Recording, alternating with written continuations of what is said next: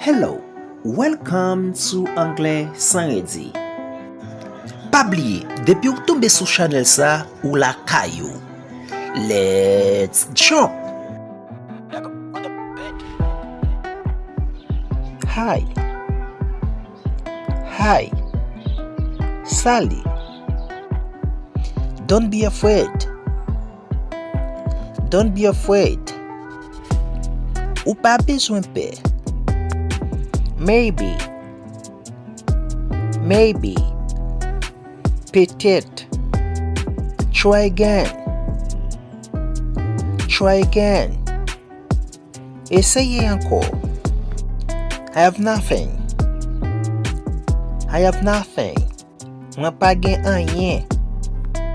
I don't have anything. I don't have anything. Mwen pa gen anyen. I didn't have. I didn't have. Mwen pa te gen. I didn't have money to go.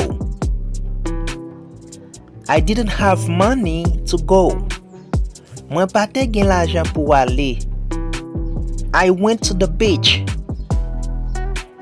I went to the beach. Mwen te ale nan plaj la.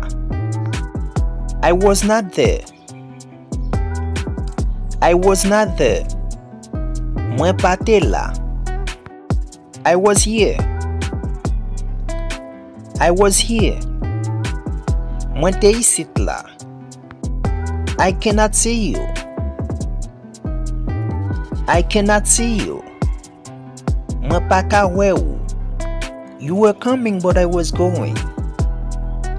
You were coming but I was going. Ou te ap vini, mwen te ap ale. I'm thinking. I'm thinking. Mwen ap pense. Another thing. Another thing. Yon lot bagay. I do not know yet. I do not know yet. Mwen poko kone. That is why. That is why. Se sak fe. Something else.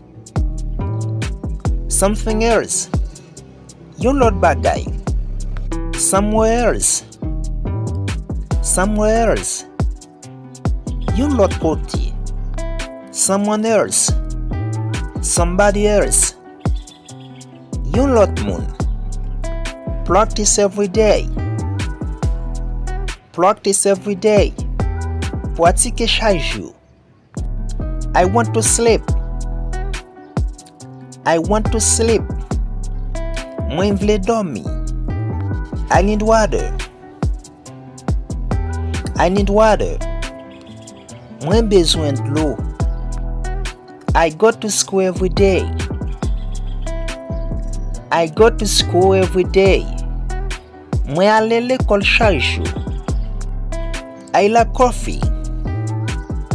I like coffee. Mwen reme kafe. What do you do every day? What do you do every day? Ki sa ou fe chak jou? Do you like soccer? Do you like soccer? Eske ou reme football? Thanks for coming. Thanks for coming. Merci paske ou vini. Don't go yet. Don't go yet.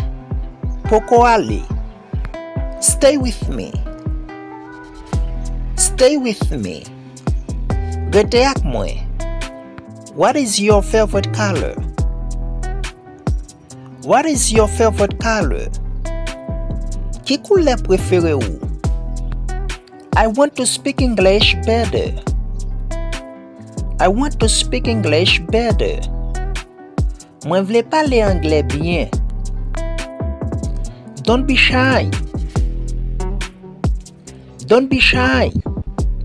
Ou pa bezwen timide. Goodbye. Goodbye. Au revoir.